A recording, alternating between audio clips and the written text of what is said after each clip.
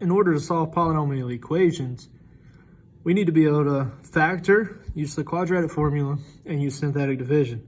This video will go over those skills that we've learned in the past, how to factor, how to solve quadratics using the quadratic formula, and how to divide polynomials using the synthetic division.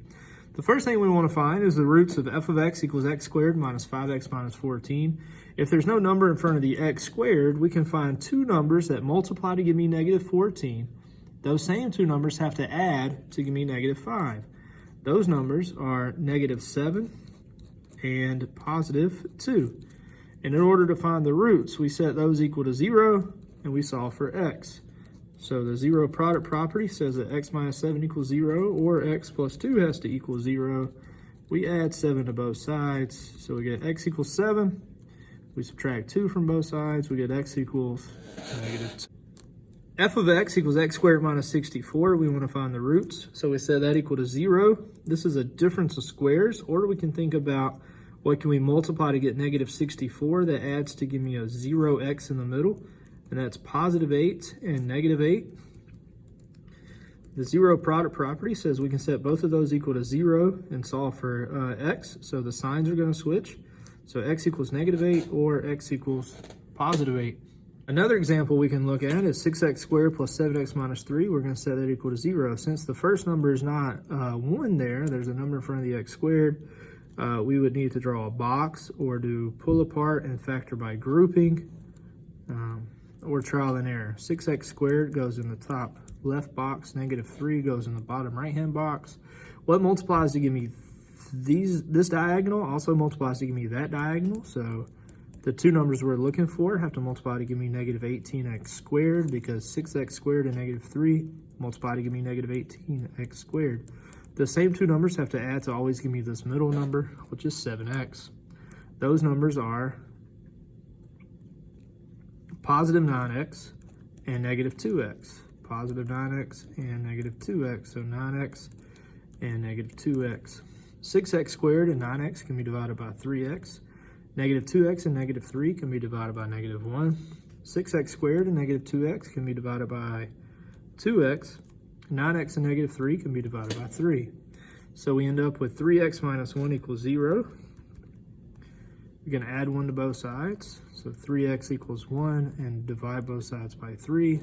So x equals 1/3. 2x plus 3 equals 0. We can subtract 3 from both sides. So 2x equals negative 3. Divide both sides by 2. X equals negative 3 over 2, or x equals 1/3. Another option for solving quadratics, whether it can be factored or not, is the quadratic formula. The quadratic formula is x equals negative b plus or minus the square root of b squared minus 4ac all over 2a. Don't forget the discriminant. The discriminant tells me the number of roots we have. If we have b squared minus 4ac, the part under the square root, if that's greater than 0, we have 2 real roots. If it's equal to 0, we have 1 real root. If it's less than 0, we have an imaginary, 2 imaginary roots or 0 real roots. So in this case, we're going to set this equal to 0. X would equal, A would equal 4, B would equal negative 2, and C would equal 9. So x equals the opposite of negative 2, or negative 2, plus or minus the square root of negative 2 squared minus 4 times A is 4 times C is 9, all over 2 times a, which is 4. Simplify this without a calculator. We get 2 plus or minus the square root. Negative 2 squared is 4, minus 4 times 9 is 144, all over 2 times 4, which is 8. So this is equivalent to 2 plus or minus the square root. 4 minus 144 is negative 140, all over 8. Is equal to 2 plus or minus I times the square root of positive 140 all over 8. Looking at the square root of 140, the square root of 140 can be simplified, so we get a final solution of 2 plus or minus 2i times the square root of 35 all over 8. Since each of these can be divided by 2, our final solution would be 1 plus or minus I times the square root of 35, and 8 divided by 2 is 4. 3x squared plus 4x minus 8 equals 0, a equals 3, b equals 4, and c equals negative 8. So x equals negative 4 plus or minus the square root of 4 squared minus 4 times 3 times negative 8 all over 2 times 3. Negative 4 plus or minus the square root of 112 all over 6. The square root of 112 can be simplified to 4 square root of 7 all over 6. We can divide 4 and 6 by 2, so we get negative 2 plus or minus 2 square root of 7 all over 3.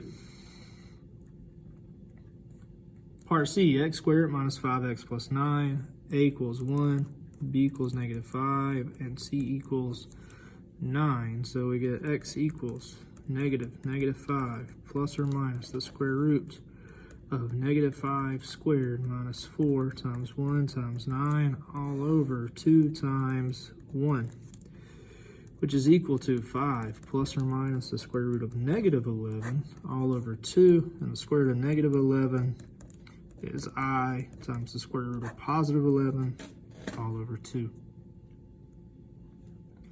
Another skill that we need to know in order to solve polynomial equations of degree greater than 2 is dividing polynomials. Synthetic division should suffice. Synthetic division, we're going to put the opposite sign of the divisor on the outside, all of the coefficients of the dividend on the inside. The 10 comes straight down. 2 times 10 is 20. Negative 17 plus 20 is 3. 2 times 3 is 6. Negative 7 plus 6 is negative 1. 2 times negative 1 is negative 2, and we add those together. So our quotient is 10x squared plus 3x minus 1. We do not have a remainder, so we need not write it. Part B, negative 4 goes outside our box. We change the sign of the divisor. 1, 3, negative 10, and negative 24 go inside the box. The 1 comes straight down. Negative 4 times 1 is negative 4. We add those together, we get negative 4. Negative 4 times negative 1 is positive 4. We add those together, we get negative 6. Negative 4 times negative 6 is positive 24. We add those together, we get 0. So our final answer would be x squared minus x minus 6 for the quotient. Part C, we're missing a x squared term, so we're going to add that in. We change the sign of the divisor, negative 1, 1, 0, negative 7, and negative 6. The 1 comes straight down. Negative 1 times 1 is negative 1. We add those together. 0 plus negative 1 is negative 1. Negative 1 times negative 1 is positive 1. We add those together, we get negative 6. Negative 1 times negative 6 is positive 6. We add those together, we get 0. So our quotient is equal to x squared minus x minus 6. No remainder. What can we conclude about a polynomial if we do synthetic division, get remainder of 0? We conclude that the divisor is a factor of the dividend if the remainder is equal to 0.